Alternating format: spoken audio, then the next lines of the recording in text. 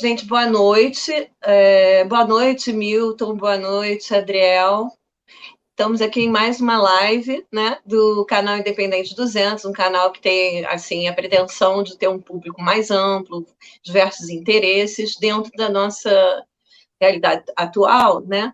Tentar abarcar um pouco dessa diversidade e desta, digamos assim, dessa dificuldade que a gente está vivendo hoje. A gente tem aqui hoje um convidado, né? E um entrevistado, duas pessoas assim muito interessantes, muito atuantes, né? Então, olha só, nosso entrevistado hoje é o Adriel Gael, presidente do sindicato, né, do Ministério Público da União. E o nosso convidado, vocês devem conhecer, né? O nosso Miltinho, que trabalha com a questão dos aposentados e também com uma ideia legislativa que tem tudo a ver com a questão do deficiente também, né? BPC Loas. Adriel também está dedicado a essa causa, né? Da pessoa portadora de deficiência, né?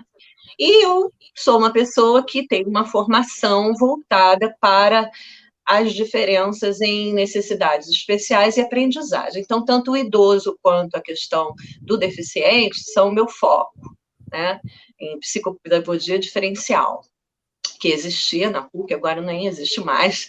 Enfim, aí eu queria, Adriel, te dar fazer esse gancho com você, né? O que é como é que é seu trabalho, né? Tão importante, você dá essa deixa aí para as pessoas, o que você faz no sindicato, como é que as pessoas podem chegar a você? Oi, boa noite, Milton, boa noite, Carmen, obrigado pelo Adriel. convite. É um prazer estar falando aqui para o canal de vocês. Eu sou Adriel Gael, eu sou diretor executivo, né, do SINDMPU, que é o Sindicato Nacional dos Servidores do Ministério Público da União. O Ministério Público da União é uma instituição de excelência, né, na administração pública federal. Eu passei no concurso como PCD em 2013, assumi em 2013 mesmo o cargo. À época eu fui lotado em Curitiba, trabalhei 3 anos na Lava Jato lá, depois mudei para o Rio, fiquei 2 anos no Rio, e agora eu estou aqui diretor executivo do sindicato, morando em Brasília há quase 2 anos. A minha luta especificamente com essa causa PCD, ela começou lá nos idos de 2003, quando eu me tornei uma pessoa com deficiência, né? Eu tenho um canal no YouTube com cerca de 30 mil inscritos, tenho minhas redes sociais que são bem movimentadas, Facebook, Instagram, e sempre falo, quando possível, dessa temática, porque eu sou multitemático lá, né? Falo de concursos públicos, de ingressos de pessoas com deficiência nos concursos públicos, principalmente hoje, onde tem muita dificuldade, né? A questão dos concursos públicos para os PCDs com a questão das áreas policiais, que é bem complexa, assim, eles acabam sendo aprovados na prova objetiva, mas são eliminados nas provas de testes, de aptidão física, essas questões. Então, muitos me procuram, mas, Adriel, você acha que eu devo fazer prova para a Polícia Rodoviária Federal? Aí eu acho que é uma luta do Milton também, é uma luta que a gente tem, né, que às vezes as provas são excludentes por si só, né? Não basta só a prova objetiva para testar a capacidade intelectual e os conhecimentos da pessoa, mas o teste físico acaba eliminando muitos PCDs. Então eu tenho essa convivência e esse trato porque eu me tornei uma pessoa com deficiência, né? E eu sempre costumo falar, né? Tem gente que nasce com a deficiência e tem gente que ao longo da sua vida são pessoas normais e acabam se tornando os PCDs justamente devido a um acidente, seja do trabalho, automobilístico, de trânsito, e são inúmeras deficiências, não dá para pegar todo mundo e jogar numa caixinha, né? A gente precisa analisar caso a caso, porque cada pessoa é uma pessoa individual e a deficiência dessa pessoa é individualizada também, porque existem múltiplas deficiências, né? Existem as deficiências aparentes, existem as deficiências não aparentes, né? E é isso que a gente pode debater. Eu posso conhecer um pouco mais do trabalho do Milton aqui nessa live, o teu trabalho, e obrigado pela oportunidade, que seja uma live com experiência tranquilizadora aí para todo mundo, e se a minha galera estiver visitando aqui, a gente pode entrar um pouco mais nessa questão de concursos aqui nessa live de hoje. Coisa boa. Olha, Adriel, está sendo muito gratificante. Eu acho que o Milton também está pensando isso. Eu você está falando realmente uma coisa muito importante, né? Porque essas cotas para deficiente, o ideal seria que as pessoas que trabalham com isso, no sentido de aprovar ou não deficiente, elas se realmente estudassem um pouco mais, fossem pessoas especializadas, né? Claro, as deficiências não vão só de leves a moderadas e severas, elas vão também de qualidades de deficiência, é o que você falou, uma deficiência pode ser invisível, né? Pode ser um autismo leve, não é deficiência, mas pode ser uma dificuldade né, de se relacionar, pode ser também uma coisa sensorial, uma coisa física, e se a pessoa não estudar, como é que ela vai? Né, um trabalho importante o seu, de ver o que está acontecendo nesse âmbito dos concursos, essas admissões, ou não, né? O que você acha? O que vocês... eu também, como representante da ANADIPS, quer dizer, o SINDI-MPU, né? Ele é mais antigo, eu estava vendo assim, né, vou assistir o seu canal e convido a todos a assistirem, o Milton já assisto, muito bom. E convido também as pessoas a virem aqui no Independente, que inaugurou dia 8, a gente está com muita gás. E o de vocês foi em 1995? Isso, 96? isso. É. O CIND-MPU, a existência dele é de 95, né? A instituição veio com a Constituição de 88, né? Aí houve a implementação do MPU como ele é conhecido hoje, com a independência orçamentária, administrativa, apartado dos outros poderes de uma república, né? De um Estado. A gente é um órgão independente, não faz parte do legislativo, nem do judiciário, nem do executivo. E em 95 houve a fundação do SIND-MPU, que é um sindicato que tem no seu estatuto, né, um capítulo à parte para a inclusão das pessoas com deficiência. A gente tem pessoas com deficiência sindicalizadas, né, e a gente tem toda uma preocupação também com essa questão da acessibilidade aqui no âmbito do sindicato, né. A gente fornece, quando a gente tem nossas reuniões, a gente tem um colega que é cadeirante, a gente sempre está preocupado com a situação de cadeirante dele, tem um outro colega que é cegueira total, a gente sempre manda fazer os materiais na época em Braille, mas hoje tem uns programinhas que traduzem, né, então a gente baixa programas e dá toda essa questão da acessibilidade para ele.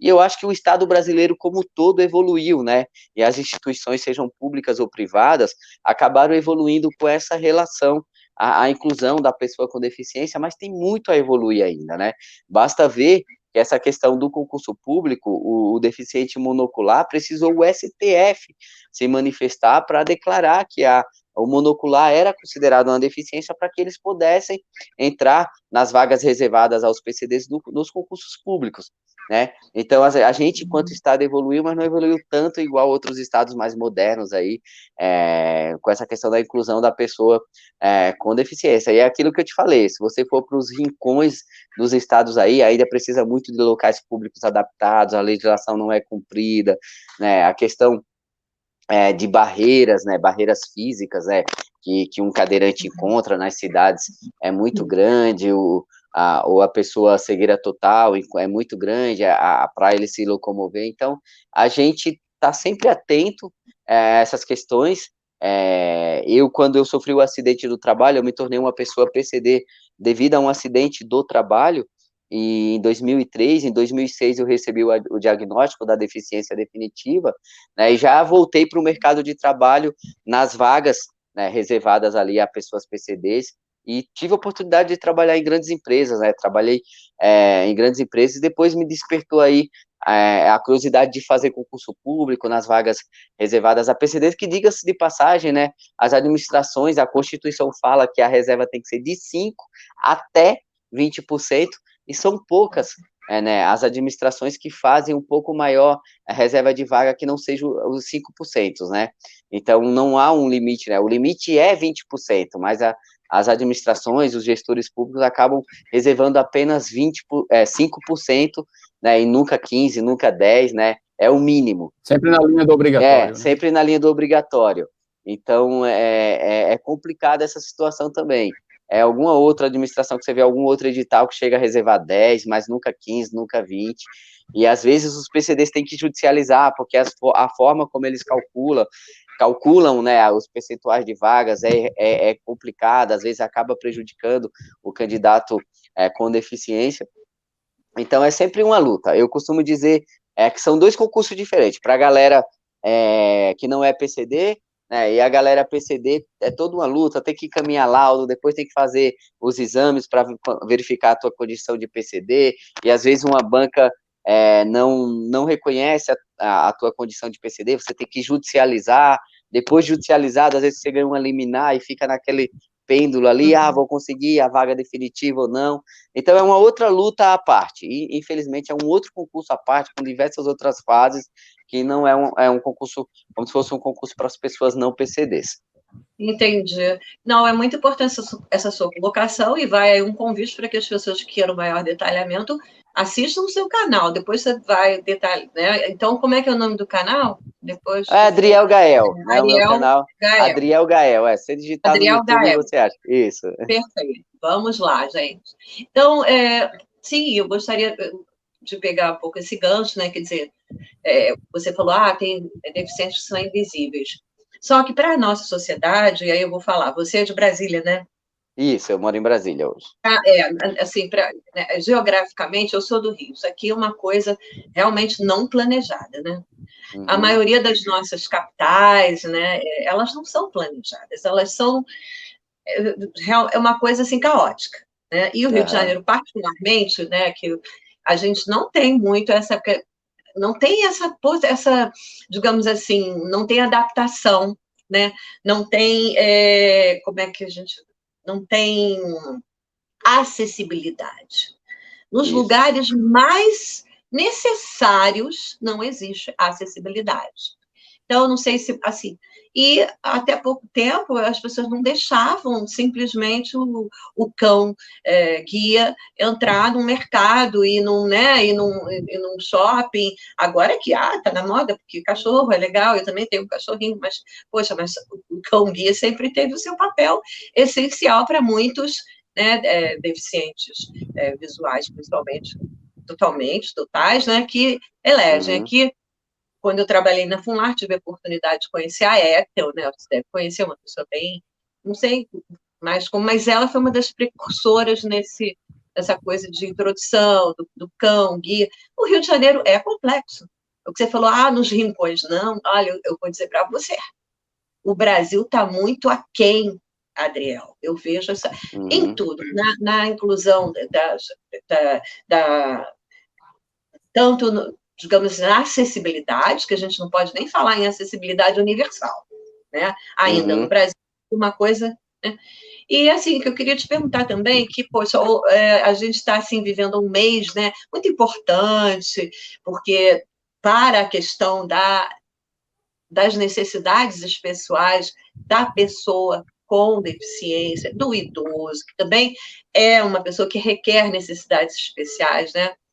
Então, eu queria te perguntar como é que você vê, e também do professor, né? O professor vive isso, né? O professor que vai trabalhar numa sala de aula, que é uma sala de aula, digamos, regular, e aí ele precisa, né? Pelo menos a gente gostaria que fosse assim, receber deficientes. Então, como é que você vê isso? Né? Essa inclusão. O que precisa, né? Uma sala de aula comum para ela abraçar essa questão de, eu não vou dizer qualquer deficiente, mas a maioria, né? Como é que isso, como é que seria, o que é importante numa sala de... Eu acho que, por exemplo, partindo para o lado de escolas hoje, será que a gente tem 50%, 70% de escolas adaptáveis para cadeirantes, por exemplo, né? Autismo, será que os nossos professores estão sendo capacitados para trabalhar com esses alunos autistas, que eles recebem sala de aula, com mais 40 alunos numa sala de aula, entendeu? Normalmente o garoto autista, a garota autista, ele tem momentos de maior extensão, que fica agitado, né? E, infelizmente, essa recepção desses alunos em sala de aula comum, vamos imaginar aqui numa escola pública que gira em torno de 30, 40 alunos numa sala de aula, e um único professor, é complicado, né? Se esse professor não estiver preparado, não recebeu qualificação para isso. Então, assim, ao mesmo tempo que a gente tenta incluir, a gente tenta enfrentar essas outras barreiras, que às vezes são barreiras não simples físicas, mas humanas mesmo. Às vezes é um professor que está 20, 30 anos ministrando aula, né? E se ele não se reciclar, se o Estado não oferecer para ele uma forma de reciclagem, como que ele vai receber um aluno especial na sua sala de aula? Se aquela sala de aula não tiver a conscientização daqueles outros 30 alunos que estão lá para recepcionar essa pessoa, como que vai ser a convivência, né? Muito provavelmente essa pessoa com deficiência vai receber bullying, né? Então, eu acho que é uma parte de uma conversa ampla que a sociedade tem que ter, e campanhas mesmo. Hoje, infelizmente, a gente não vê. Esses dias eu estava pensando, cara, a gente está passando por uma pandemia, todos os países já trabalhando com a questão do retorno da atividade econômica por meio do turismo, que é uma atividade bastante importante para determinados países, e a gente não vê o Brasil não falar nada sobre o retorno do nosso turismo, né, um turismo planejado para voltar à economia. Parece que a gente não tem ministro do turismo, a gente não vê campanha de conscientização da pessoa autista, a gente não vê campanha de inclusão das pessoas com deficiente, a gente não vê nada, parece que o governo é morto nessa situação, entendeu? Parece que não existe políticas públicas voltadas para isso, não existe, né, verbas voltada para campanhas de conscientização da população. Então, a gente tem que evoluir, aquilo que eu falei, a gente tem que evoluir muito na questão dessa parte de inclusão, não só parte da inclusão no mercado de trabalho, que eu acho que foi a parte que a gente mais evoluiu nos últimos anos, né, mas a parte de eliminação de barreiras, né, a aceitação da sociedade dessas pessoas, né, de você ver um garoto com Down, não precisar tratar como se fosse uma criança de 2 anos de idade, entendeu? Infantilizada, entendeu? Falta essa conscientização e essa questão das políticas públicas voltada mesmo, comerciais de televisão, de rádio, de conscientização da população. E se o governo não faz isso, às vezes fica difícil, né? Exato. E queria aproveitar, né, e falar que o nosso convidado, o Milton, então, né, essa questão material é importante, a gente vive, né, é muito importante a questão do amor, a questão moral, tudo isso é importante numa carreira de um professor, e tudo mais. E é importante que uma família abrace. Bom, isso a gente vai falar. Mas a questão material é importante. Então, Milton, o que você teria a dizer com a sua ideia legislativa em relação ao PPC? O que isso pode acrescentar às pessoas? O que você acha? Carmen, boa noite, Gael, boa noite, Carmen. Boa noite. Eu quero até passar para vocês um pouco de como tudo isso aconteceu. De formação, eu sou gestor em segurança pública e jornalista, então um pouquinho fora da área de atuação no momento, mas eu aproveitei o momento de pandemia, justamente naquela situação em que você precisava, né, por necessidade de estar ali dentro de casa, afastado, né, da sociedade, eu precisei usar o meu tempo de uma forma bem produtiva, e eu lembrei que eu tinha um canal no YouTube na época, estava meio parado, e aí eu comecei a movimentar esse canal com assuntos relacionados sempre, eu me direcionei sempre ao direito dos aposentados, dos idosos de um modo em geral, e lógico, eu tenho dentro da minha casa um exemplo, meu pai recebe benefício de prestação continuada, né, que é um benefício direcionado para maiores de 65 anos, que não tenham maneiras de subsistência, né, e os deficientes de um modo em geral. Lógico, dentro de um perfil que é exigido, né, pela Previdência, mas eu aproveitei todo esse ensejo, todo esse trabalho, todo esse direcionamento, não simplesmente para dar notícias, como a maioria de canais no YouTube fazem na linha do que eu estava buscando. Quando eu percebi que, como cidadão, como pessoa, eu poderia fomentar, né, na verdade, ideias, situações onde as coisas pudessem acontecer, foi aí que veio o estalo, né? E aí nós começamos a trabalhar algumas situações mais específicas. Posteriormente, eu me uni a alguns outros canais também com o mesmo direcionamento e uma certa influência, e aí a gente começou a galgar alguns degraus bem importantes, né? E aí a gente desenvolveu a ideia legislativa, que hoje é um projeto de lei já em andamento, para darmos um 14º salário aos aposentados, por exemplo, que tiveram antecipação do seu 13º por conta da pandemia. E aí, nesse momento, nós vimos o que vai acontecer com essas pessoas no final do ano, né? Não vão ter 13º, ou seja, esperar 1 ano e meio para ter um 13º de novo. Então, foram essas situações que foram nos chamando a atenção. Um dos rapazes com os quais eu trabalho é advogado, então isso ajudou também a agregar conhecimento, né? e um outro é empresário. Eu sei que nós nos juntamos, e hoje a gente tem, Gael, a Carmen sabe disso, nós temos um programa diário das 10 horas da manhã até em torno das 11 horas, chamado Papo 10, e nesse Papo 10 a gente discute de tudo, principalmente coisas ligadas ao direito das pessoas, principalmente das pessoas de terceira idade e deficientes, né? E está vindo aí alguns novos projetos onde vai alcançar realmente toda a população brasileira como um todo. E sempre projetos que mexem com lei, com direito, e dentro desses inúmeros projetos, eu, né, há semanas atrás, desenvolvi uma ideia legislativa para que a gente possa dar a essas pessoas que são beneficiárias do BPC, né, de acordo com a lei da LOAS, né, de assistência social, um 13º, né? A gente sabe que a pandemia pegou de surpresa todo mundo, e o que ocorre? Dentro da maioria dos lares brasileiros, foram os idosos, foram os aposentados, a única fonte de renda segura para essas pessoas. Com o BPC, ou essas pessoas assistidas pelo BPC, não foi diferente. Então, em muitos lares, elas se tornaram a única fonte de renda segura, né? Foram muitos filhos, netos, família como um todo voltando, né, fazendo esse êxodo aí para casa, e porque não tinha do que viver, não tinha como pagar aluguel, não tinha como se alimentar. E a gente está com essa ideia em andamento, a gente precisa até janeiro alcançar pelo menos 20 mil votos, e aí a gente transforma isso numa sugestão legislativa, e a partir daí as comissões aprovam, e com o direcionamento que a gente já tem em abertura junto ao Senado Federal, a gente tranquilamente transforma isso num projeto de lei. E aí a gente vai ajudar diretamente 4,6 milhões de pessoas, né, ligadas a benefício de prestação continuada, além das suas famílias. Ou seja, nessas situações, a gente normalmente alcança pelo menos o dobro, ou seja, serão quase 10 milhões de pessoas alcançadas, né, por esse benefício.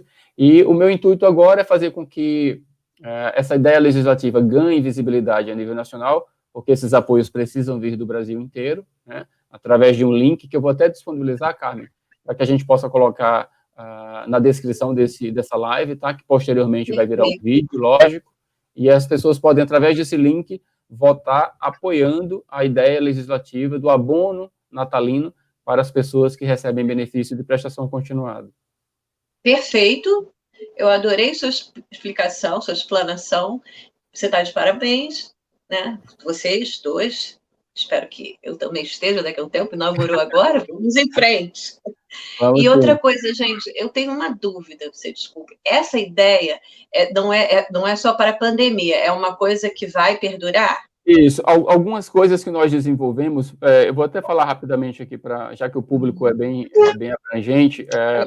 Além dessa ideia legislativa, eu estou participando diretamente da ideia do 14º salário, como eu falei agora há pouco, mas nós temos também, para o público aposentado, nós temos, nesse momento foi aprovado recentemente uma medida provisória em que aumenta em 5% o limite de crédito consignado para esse público, porque a maioria deles já estavam com esses limites estourados, que é de 30%, então agora está em 35%.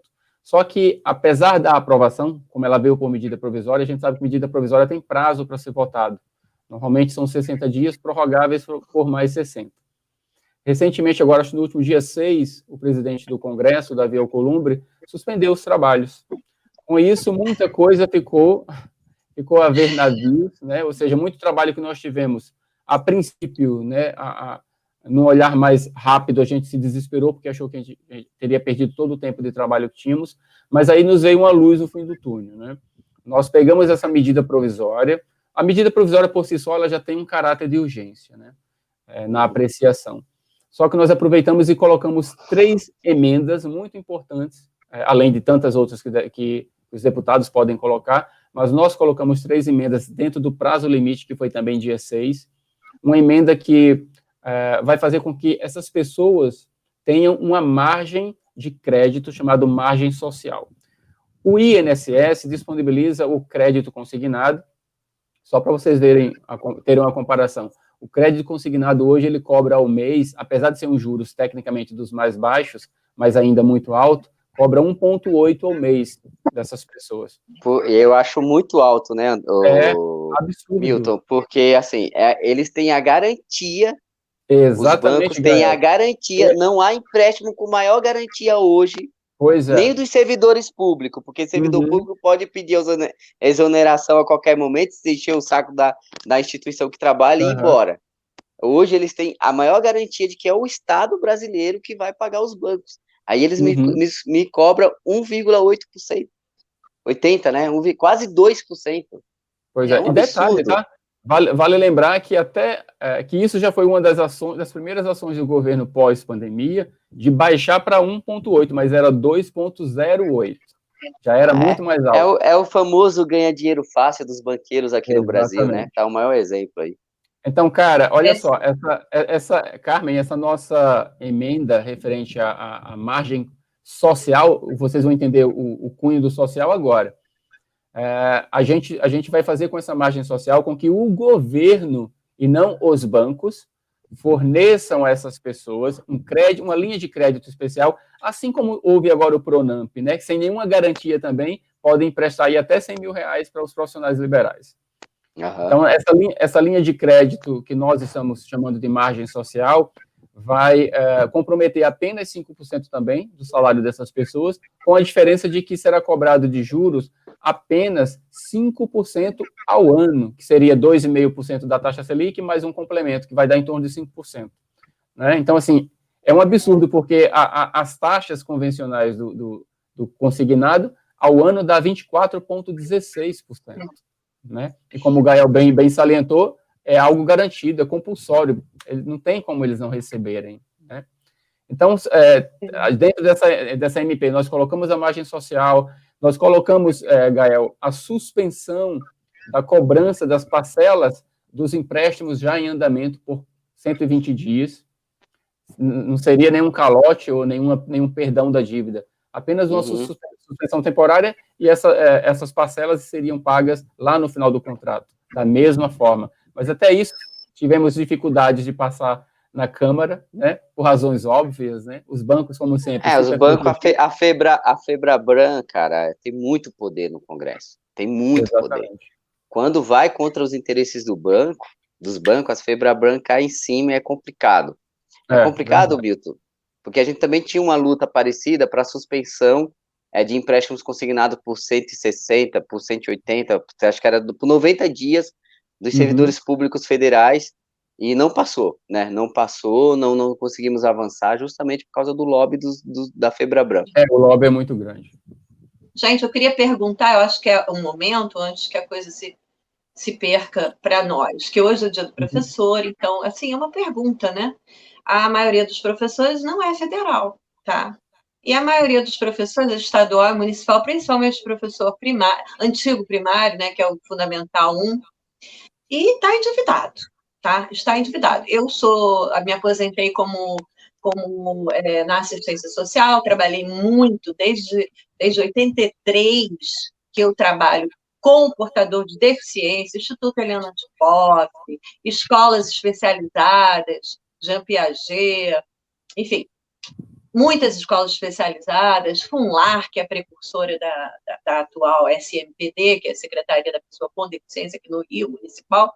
E, sim, eu tenho dívidas, não são poucas, porque, inclusive, meu salário foi dilapidado, não é nem dilapidado, foi cortado mesmo, gratificações que eu tinha por periculosidade, foram cortadas pelo atual prefeito, que já está pela 4ª vez sofrendo aí o vítima, que não consegue sair, é um parto a fórceps, mas, enfim, já está na justiça. Mas só que, então, o que aconteceu? Esses professores, que mesmo aposentados, começaram a pagar novamente a Previdência, eu até brinco, deve ser pagar a Previdência para algum funcionário fantasma, né? Porque você, só na outra encarnação, vai se aposentar novamente. Então, a gente começou a pagar novamente a Previdência, né? A gente começou a ser, né, os partidários do atual status quo do governo começaram, então, olha, corta aqui, corta ali, faz isso, faz aquilo.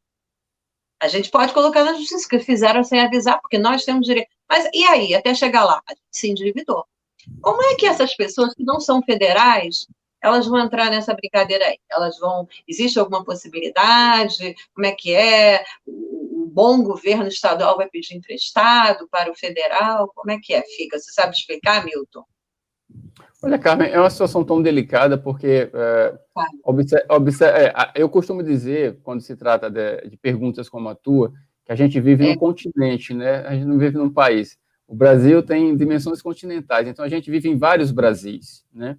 Então, uma regra que pode servir para o Nordeste, talvez não sirva para o Sudeste, né? Ou para o Centro-Oeste. Então, é muito complexo. E, sendo muito sincero, eu não teria nenhuma solução imediata para te dar como receita no momento.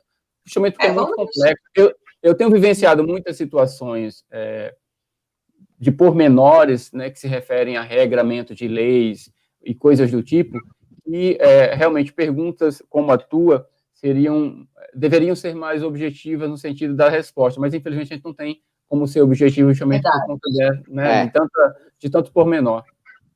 Veja bem, Milton, desculpe te interromper, mas eu estava conversando sobre isso com o Nery, né, que é da Anadips Nacional, eu sou estadual, começamos agora na Anadips, você é 2016, somos crianças, né, estamos engateando. Aí ele falou, não, Carmen, a gente vai, porque vai dar para pedir, então, emprestado, mas isso como você falou, é tão político, né, é uma coisa política, tudo é político. Né? Então, é extremamente político, mas aquele governador ou prefeito que não quiser melhorar a qualidade de vida do professor endividado, ele não vai pedir. Né? Mas, enfim, fica aí uma coisa para a gente pensar a respeito. Eu queria acrescentar um ponto aí, porque que senão você vai trouxe. Roubar um pouco de vocês, de tanta coisa boa que vocês têm para trazer aí. Pois é, cara. Tem um ponto aí que eu queria falar, que é assim, você trocou num ponto que foi um cerne fundamental na reforma da Previdência, né? Que o pessoal, às vezes, por desconhecimento mesmo, joga os servidores públicos numa vala comum, né? Mas a parte da sociedade não sabe que os servidores públicos aposentados, depois que aposentam, continuam pagando Previdência. Ou seja, você paga a Previdência... Né? Isso não acontece na iniciativa privada. Você aposentou, você deixa de pagar a Previdência.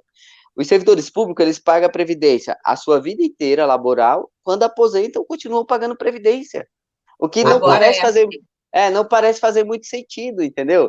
Como que eu me aposento e continuo pagando Previdência se eu não vou me aposentar de novo, entendeu? E existe uma coisa que eu tenho contestado muito, hoje mesmo eu conversava com uma pessoa que é aposentada nessa situação que você está falando, e ela dizia, Milton, é absurdo, eu posso, né, eu ainda posso pagar o que eu pago de previdência pós-aposentada, mas nem todo mundo tem um cargo com salário razoável, né, Gael? Então, imagina você pagar R$ 1.400, ou seja, mais de um salário mínimo à previdência, sinceramente, para ter direito a nada.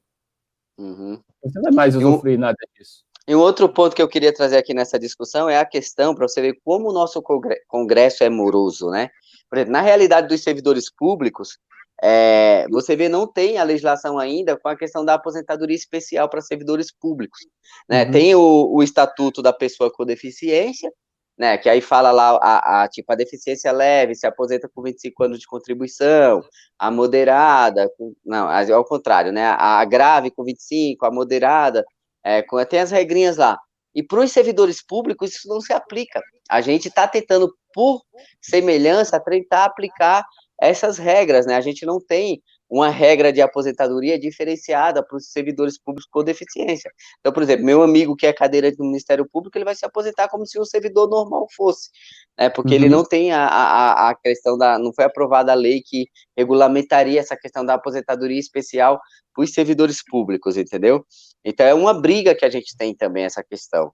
Mas é uma luta, né? É uma luta dos aposentados, né, Milton? Eu acho que você trabalha com essa realidade. Eu vou desligar minha câmera aqui nesse instante, que eu vou precisar fazer um negocinho aqui. A questão dos aposentados, dos BPCs, que muitas prefeituras, praticamente de interior de cidades pequenininhas, 70%, 80% dos recursos do que entra nos cofres ali do município, da circulação ali de recursos mesmo, são desses aposentados, do BPC Loas. Então, se esses aposentados sofrem, e eles são extremamente endividados, eu sei porque é uma realidade da minha família, eu tenho gente que recebe BPC Loas, tenho gente que está para passar a aposentar, a primeira coisa que eles fazem quando eles conseguem a aposentadoria é ir fazer empréstimo, aí pega essa taxa absurda aí, que você citou, né, que é uma garantia que o Estado dá praticamente que o banco vai receber e cobra quase 2% de juros no empréstimo que é garantido, entendeu? Por que não usar, né, o BNDES, por exemplo, algum outro banco, né, que empreste mais barato, né? Exatamente. Teria que aumentar essa concorrência aí. Adriel, eu não posso deixar de falar, porque eu estou vivendo essa situação que eu peguei um dinheiro do Banco do Brasil a uma taxa alta, para a época era boa, porque em dezembro 1,9 era bom, mas agora não é mais, e eles dizem que não podem fazer refix, e eu ainda sofri, estando com Covid. Olha, isso o Banco do Brasil, o gerente né, nem ligava, mandava mensagens, tá? Dizendo que eu tinha que fazer um seguro de vida, que não era nada, porque era R$100 não era nada em termos do que eu pedia. Aí eu falei assim, olha, eu estou preocupada em sobreviver, eu estou preocupada em sair da Covid. Mas, não, mas você disse que ia fazer, eu fico sem graça de falar isso, mas foi sofrido para mim, sabe? É aqueles produtos embutidos, tá, né, bem, que... eu sou assistente social, As chamadas vendas gosto casadas, né, que na verdade é totalmente equivocado, isso é proibido, né?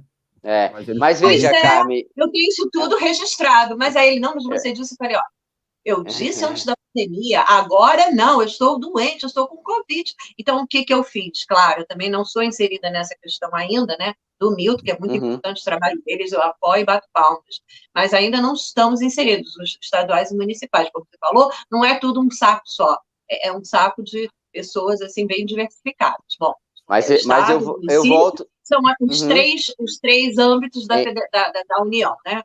Municipal, federal e municipal, estadual e federal. O municipal e federal está, assim, jogado. Então, o que eu fiz? Eu peguei um consórcio que eu tinha, peguei emprestados, quitei o consórcio, vou pegar o dinheiro do consórcio para pagar, para fugir do Banco do Brasil, para pagar maior parte da dívida, fugir.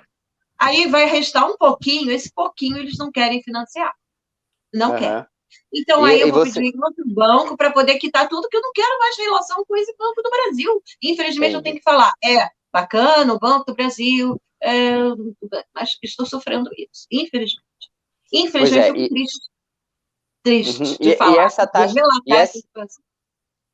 essa taxa que você menciona, Carmen, mesmo assim, sendo em dezembro, acho que vai fazer um ano, né, provavelmente você fez, ela ainda é alta. 10 meses, 10. Você vê, para os servidores públicos, normalmente as instituições praticam taxa de 1% até 1,20%. Eu já vi instituições aplicando menos de 1%, já 0,99%, 0,98%. Imagina, para servidores públicos da ativa, e vocês aposentados tendo taxa de 1,20%, de 1,90%, de 1,80%, é um absurdo. E ligando para você doente, não, porque você tem que fazer um seguro, não é nada, você pegou X.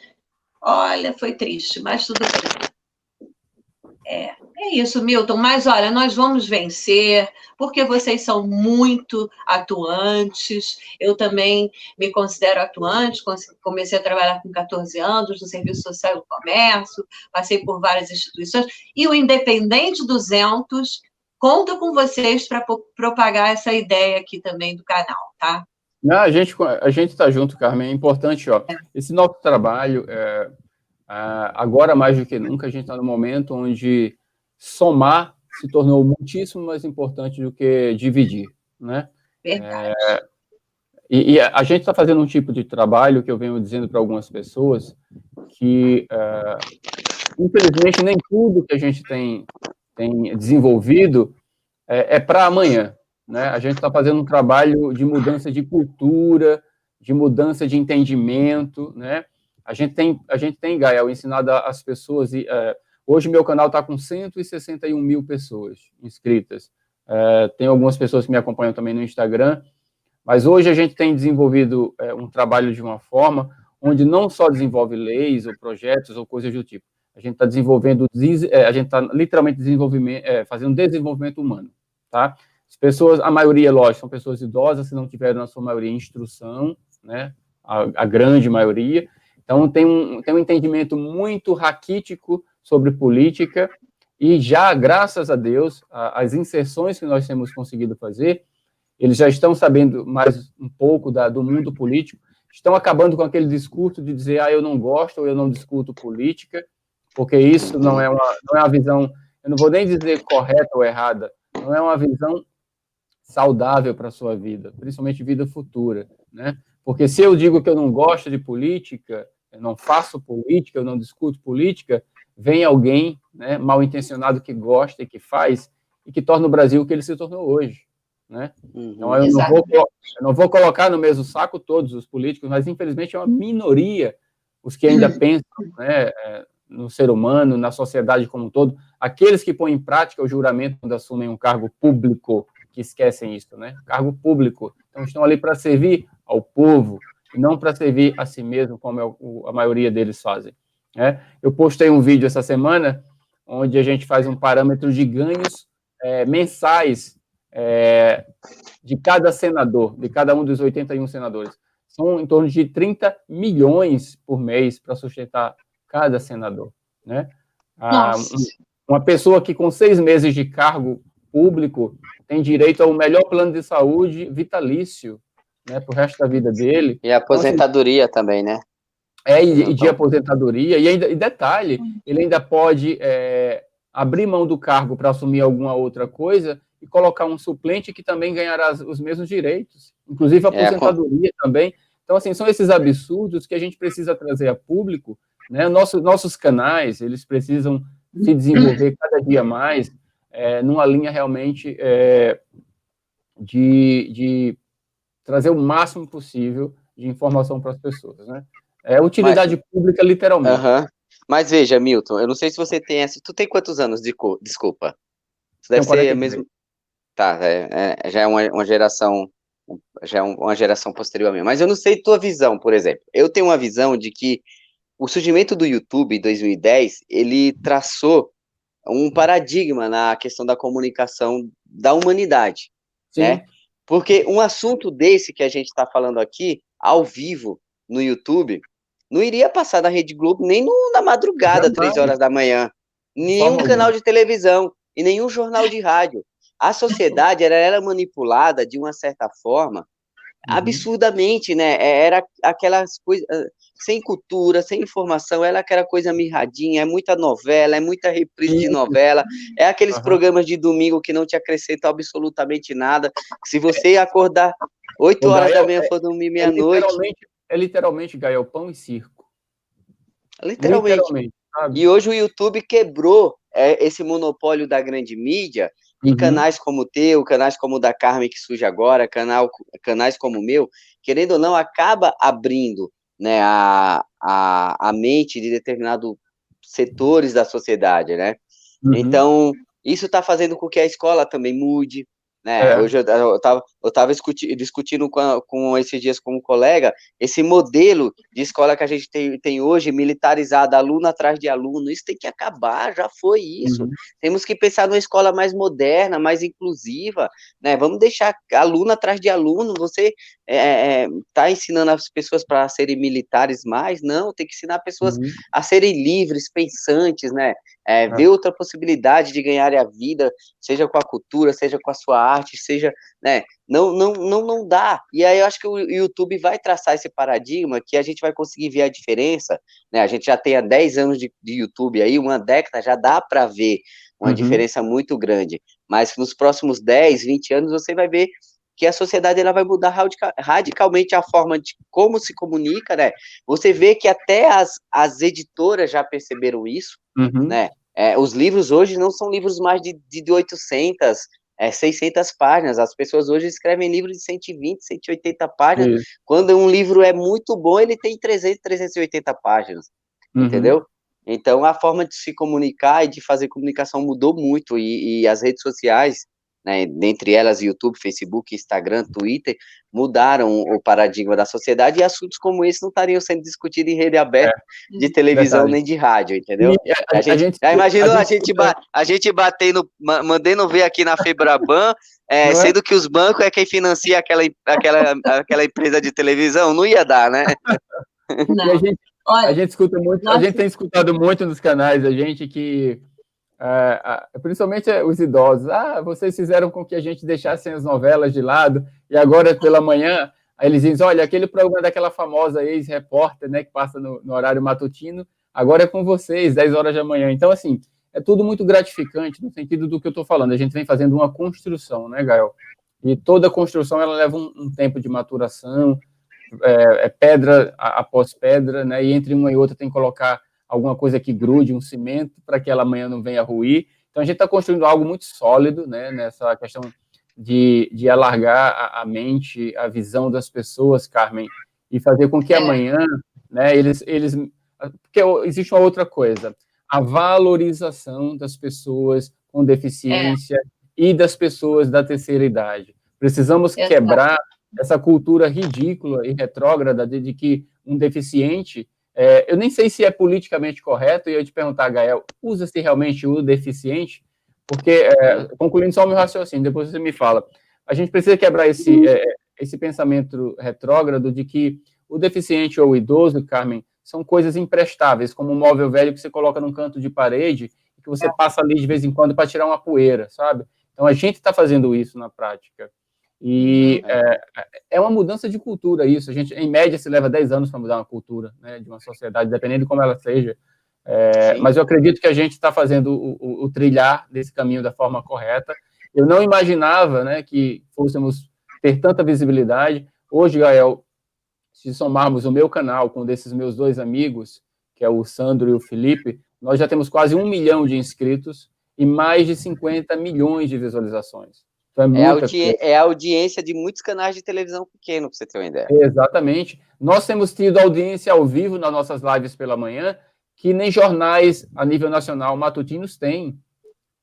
Tem dias de a gente bater 2.000 pessoas ao vivo, online, nos vendo, sabe, para discutir coisas que a gente está fazendo aqui, Gael. Então, é muito importante. Hoje, pela manhã, eu estava discutindo com os meus amigos e o Suplicy deu uma verdadeira aula de cultura para a gente hoje, né? Então, assim, o Eduardo Suplicy. Então, é incrível você poder vivenciar isso, né? É a nova era, né? A nova televisão brasileira, é a nova possibilidade de mudar a vida das pessoas, e a gente não pode perder esse time, entendeu? Acho que a gente nós estamos escrevendo uma nova história, pessoas como você, da sua geração, da minha geração, da geração da Carmen, e as gerações que irão nos seguindo, né? E virão certamente atrás da gente. A gente vai ter esse poder, já estamos tendo, sem perceber. Então, estamos fazendo o chamado divisor de águas, né? Que a gente só vai perceber mais tarde. É isso. Milton D'Antunes e Adriel Gael, vocês estão de parabéns, e eu também me considero de parabéns. Queria já falar que vamos ter uma live aqui com o Carlos Augusto de Araújo Jorge, e aí o Sandro vai estar... também, não sei se ele vai entrar como convidado, mas o Carlos Augusto é uma personalidade, não sei se vocês vão falar, Adriel. Ele foi, enfim, mas não vou adiantar aqui porque deixa surpresa, né? Ele é uma personalidade aqui no Rio de Janeiro, fez muita coisa, de deficiente, doente mental, etc. Eu tive a oportunidade de trabalhar com ele em diversos âmbitos, da FUNLAR à SMPD, trabalhei bastante, foi muito bom, implantei várias coisas, brinquedoteca, ludoteca, sala de leitura, tudo isso, coincidiu que eu estava me formando na PUC, né, nessa psicopedagogia diferencial na época, daí ele me chamou e foi muito bom, nossa, tem muita coisa boa, tem tudo registrado, eu adoro tirar fotografia, naquela época era tudo de papel, mas eu tenho tudo, bastante coisa, era incrível, com um grupo chamado Só Lazer, as pessoas não davam valor, porque acho que aquela coisa do doutor, atendimento, mas o deficiente é uma pessoa, ele precisa brincar, e brincadeira é coisa séria. Um dia eu vou fazer também um trabalho aqui no Independente 200 sobre a questão da brincadeira. Bom, Gael, não esquece de me falar. Aí eu queria voltar a falar sobre a escola. É politicamente correto, tá? Queria voltar a falar sobre a escola. Que o Gael falou, a escola precisa se adaptar. Mas não é isso que a gente está vendo. As pessoas estão querendo acabar com a inclusão do deficiente. Não é? Mas, não sei, porque não adianta você incluir, colocar dentro de um lugar que ele não está incluído efetivamente, ou seja, que não esteja preparado para ele. Mas também você não pode dizer, a gente quer manter, igualar por baixo, a escola pública ficar horrível, vamos dar aula embaixo de uma árvore. Vocês ouviram isso? O professor o professor valorizado dar aula embaixo de uma árvore. Tá, vamos dar aula embaixo da árvore, mas temos que voltar para a sala de aula bem equipada. E só uma sala de aula bem equipada e um professor né, que tem uma gratidão e uma gratificação com dignidade social, né, pode abraçar essas causas. Porque, claro, a gente tem criatividade. Eu, quando estava na FUNLAR, eu implantei tudo isso com dificuldade. A verba, a gente preferiu pagar o Só Lazer, que era uma equipe maravilhosa, mas aí a parte material, tá, a gente pedia doação, e as doações chegavam aos borbotões. Mas, sabe, não pode ser só isso. Tem que ter verbas e propositividade de vontade política. Não é? Não sei o que vocês acham. É isso que vocês estão lutando também, né? Sim. Vamos lá, deixa eu entrar aqui nesse... Milton, então, usou-se muito tempo, né, a classificação PNE, depois que chegou-se a uma conclusão de que não era mais adequada, porque pessoas com necessidades especiais, e necessidade, normalmente, ela deixa de ser uma necessidade em algum tempo da vida, né, e as deficiências, elas são permanentes, né? Então aí adotou-se essa questão do PCD, que é pessoa com deficiência. Então, hoje se usa realmente a questão do PCD. A questão da escola, Carmen, a gente tem que pensar numa escola humanizada cada vez mais, sabe? Eu acho que investimento é fundamental. Eu trago muito exemplo hoje das escolas militarizadas, né? Que o pessoal baba nas escolas militarizadas, mas eles não fazem a continha que deve ser feita. Porque um aluno numa escola militarizada, ele custa para o Exército Brasileiro cerca de R$ 4.000. E na escola pública é cerca de 500 e pouco por ano, ou seja, mais que o dobro, o triplo, né? Então, assim, quando se tem investimento, você tem serviço público de qualidade, né? É aquilo que a gente estava falando, né? Serviços públicos de qualidade você tem, você pega o Ministério Público da União, é uma instituição pública de qualidade, Polícia Rodoviária Federal. Alguém vai falar que a Polícia Rodoviária Federal presta um mau serviço? A Polícia Federal presta um mau serviço, mas por que essas instituições são de excelência? Porque tem independência e tem investimento, entendeu? Então, não adianta, por exemplo, você investir numa escola e o diretor da escola quem indica é o prefeito. Se o diretor não tem independência para gerir aquela escola, entendeu? Tem que ter. Então, a gente tem que pensar numa escola fora da caixinha. Eu acho que esse modelo de escola que a gente tem hoje, cadeira atrás de carteiras, tá fadado ao fracasso, né? Eu falo isso desde a minha época de adolescente, quando eu estudava, né? E você vê isso se replica nas universidades, né? A gente tem que pensar numa outra forma de ensinar, né? Eu falava, eu lembro que eu entrei em 2007, eu já fazia essa discussão com a professora de literatura na faculdade de letras. Eu falava, professora, naquela época começava a surgir as redes sociais. Eu falava para ela, o papel do professor, com o surgimento das redes sociais, ele vai ser ressignificado. E precisou vir uma pandemia para os professores entenderem que ele pode dar uma aula por meio de um celularzinho, o aluno do lado de lá e do lado de cá, entendeu? Então, a gente precisa pensar numa outra escola e a escola inclusiva mesmo. Eu acho que não é colocando uma sala de aula só com deficientes que a gente vai incluir essas pessoas. Gael, na verdade, esse modelo de escola, como você falou até lá atrás, esse modelo de escola está entre quatro paredes, isso já é muito, né, ultrapassado, né? Aquela coisa que da minha época era de você ter que ver alguém escrevendo na lousa e escrever você copiando. Tudo, copiar tudo e ter que decorar, que decorar não é aprender, né? Ter que decorar porque você ia passar por uma prova para saber se você sabe aquilo. Então, isso é muito, literalmente, século passado. Então, mas esse modelo se repete em um desses Brasis que a gente vive, esse modelo ainda é muito praticado. Em Portugal tem um modelo chamado Escola da Ponte, eu não sei se vocês já ouviram falar, eu estudei sobre a Escola da Ponte quando eu estava na universidade, eu não sei como está o projeto hoje, mas era simplesmente um projeto que o aluno, ele escolhia, de acordo com o seu perfil, quais matérias ele queria cursar já na escola, entendeu? Então, se o aluno era mais ligado à área de arte, de humano, ele ia escolher aquelas matérias, se era mais de exatas, ele ia para exatas. Então, tinha as matérias básicas ali nas primeiras séries, para a pessoa ter o contato, mas quando ia para o nível médio 2, para o ensino fundamental 2, o aluno meio que já tinha liberdade de saber quais as áreas que ele gostaria de se especializar mais, porque não adianta nada, eu não gosto de matemática, que sentido faz eu estudar matemática 10 anos da minha vida se eu gosto de ler, de literatura, de interpretação de texto, sabe? Então tem muito isso, assim, a gente precisa pensar a escola com outro olhar. Eu gostaria de falar um pouco, porque eu também, eu tenho uma certa idade. O bom disso é que você começa a ficar interessante, pelo menos sob o ponto de vista de arquivar alguma coisa e poder passar para os outros. Eu trabalhei em todos os projetos dos CIEPs, tá? Desde o projeto de sala de leitura, que tinha o projeto de sala de leitura, até o projeto aluno residente. O que eu via dos CIEPs e vejo com muito carinho é justamente naquela época, poxa, há 30 anos atrás, né? E por falar em investimento material, eram simplesmente 40% investido em educação aqui no Rio, né? Brizola deu um jeito em investir isso, e aí isso funcionou, porque era, não sei se alguém aqui já visitou algum CIEP, mas ele tem uma quase que total acessibilidade, ele foi pensado, né, pelo Niemeyer para ter acessibilidade.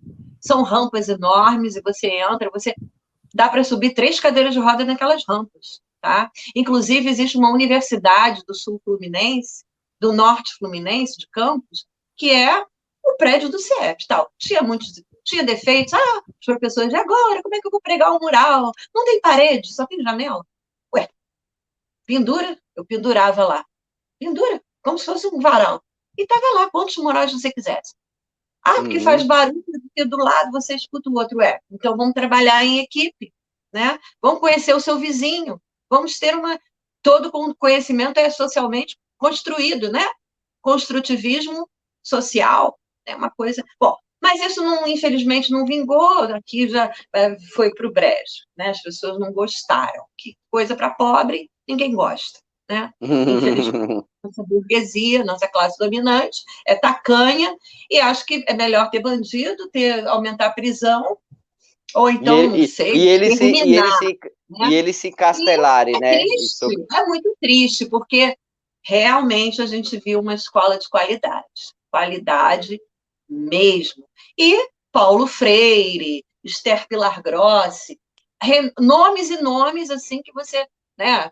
O método Paulo Freire não é método, é uma coisa que é uma filosofia, mas a gente também sabe que existe aí, né, que ele bota lá o método psicolinguístico, e não é silabação, não enfim, palavração, né? Agora, sabe, as pessoas não querem saber, Paulo Freire é comunista, tá, ele é marxista também. E o que você falou, a escola bancária, a educação bancária, ele chamava de educação bancária, né? Não é porque fica ali naqueles, né, dos bancos escolares e fica naquela coisa, e a educação transformadora, que proporciona a possibilidade do indivíduo se transformando, poder, então, fazer essa transformação social. Isso tem tudo a ver com Piaget, tem tudo a ver com Vygotsky, que era uma pessoa também que se inspirou em Piaget, lá na União Soviética, né? Para também dizer que o conhecimento é socialmente construído. Mas as pessoas não querem, as pessoas querem propagar uma coisa, querem propagar ignorância. Não é? Porque quanto mais ignorante o povo for, mais fácil é. E quanto mais você jogar um contra o outro, né? As classes, tudo, as categorias, os âmbitos, né, federativos, melhor. Por isso que a gente tem que procurar a união, vamos unir nossos canais. O Milton, até quero agradecer muito ao Milton da Antunes, ele tem sido maravilhoso, uma paciência enorme comigo, que sou tenho essa deficiência da internet, ele tem me ajudado muito, todo um agradecimento a você também, Gael, que você, nossa, é uma pessoa super eficiente, está aqui com a gente. Muito obrigado pelo convite que você aceitou. Eu estou disponível, para conversar com vocês a hora que vocês precisarem. O canal do Milton, já dei uma olhada aqui, 161 mil inscritos, parabéns, mostra que teu trabalho está dando resultado, é uma marca muito, muito boa para quem está em redes sociais. Eu não sei quanto tempo tu tem teu canal, mas O canal eu tenho desde 2014, mas eu comecei a usar praticamente esse ano.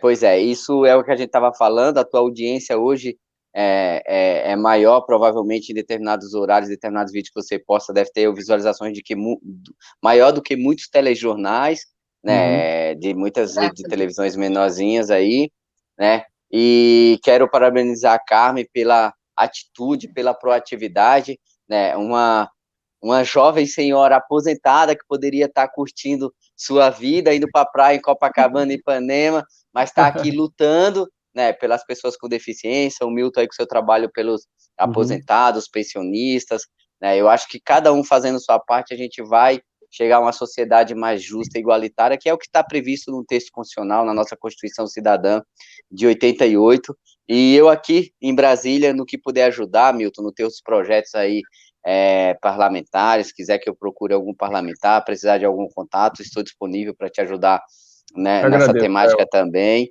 E, Carmen, brigadão mesmo pelo convite, parabéns pela atitude de ter aberto o teu canal no YouTube e trazer, né, eu costumo dizer que todo mundo tem uma contribuição para dar, e se a pessoa se disponibiliza a fazer isso, ela recebe o reconhecimento, e o YouTube é uma plataforma muito legal para isso, que o Milton estava falando aqui, o algoritmo, quando ele entende o teu público, quando ele entende o conteúdo que você está produzindo, ele começa a indicar teu vídeo, e assim você começa a ganhar mais seguidores na plataforma.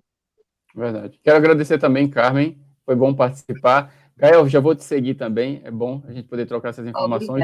Eu devo estar indo para Brasília, acho que dentro das próximas semanas, antes que realmente eles acabem todo o trabalho deles, né? A gente sabe que eles voltam aí por volta de 4 de novembro, e a gente deve estar aparecendo por aí nesse período para a gente poder fazer um corpo a corpo lá no Congresso, para alguns apoios. Na verdade, graças a Deus já temos bastante, mas a gente precisa consolidar mais alguns. Quem sabe a gente não se vê aí por Brasília. Me manda uma mensagem, a gente se encontra, toma um café. Eu provavelmente já deve estar em contato com o senador Paim, né, que sempre tem essa luta também.